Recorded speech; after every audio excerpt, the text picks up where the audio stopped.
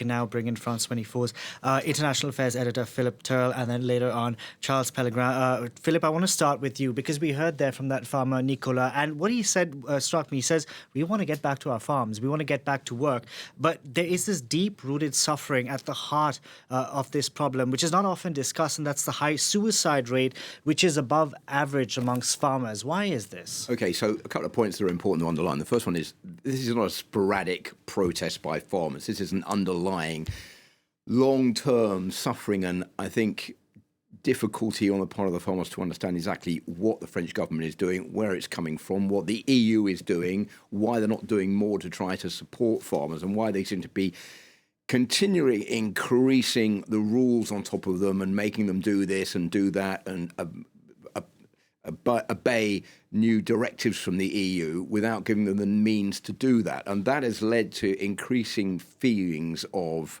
unhappiness amongst farmers. The figures, if you look at them, are actually quite alarming. There's not that many reports that have come up. There have been two in the last 10 years. The first one in 2011 found that 306 farmers had committed suicide that year in France. And even worse, in 2016, that figure gone up to 529 farmers who had committed suicide. So that's even more than one farmer per day in France doing that. And in that report, in the investigation, which was carried out by the French health body, it found that the basic the reasons for this were, first of all, isolation on the part of the farmers, not really understanding why they weren't feeling more surrounded and more supported by the government and by the EU. Second point was on rising costs, not being able to reach to pay bills that they were being given. They're also fatigue over the huge workload, a general feeling of burnout, and then the loss of family life because they were constantly going out having to work 7 days a week. And all of this has been compounded by what we've seen over recent times, global warming on top of that, increased regulations from the EU, unhappiness about prices, cheap imports coming in from other EU countries. Just one example for you, if you buy Spanish fruit and vegetable in France, you might pay €1 a kilo, but if you buy French fruit and vegetables, then you might pay €3 a kilo. So they can't compete with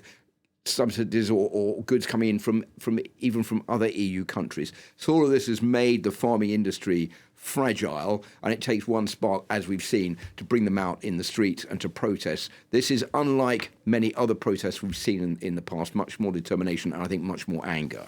There's a lot of anger, clearly, as we heard there in that interview which Karis was doing. But also what's happening here in France is having a knock-on effect in other parts of Europe. And we have seen other parts of Europe, farmers in other parts of Europe protest long before French farmers were out in the streets.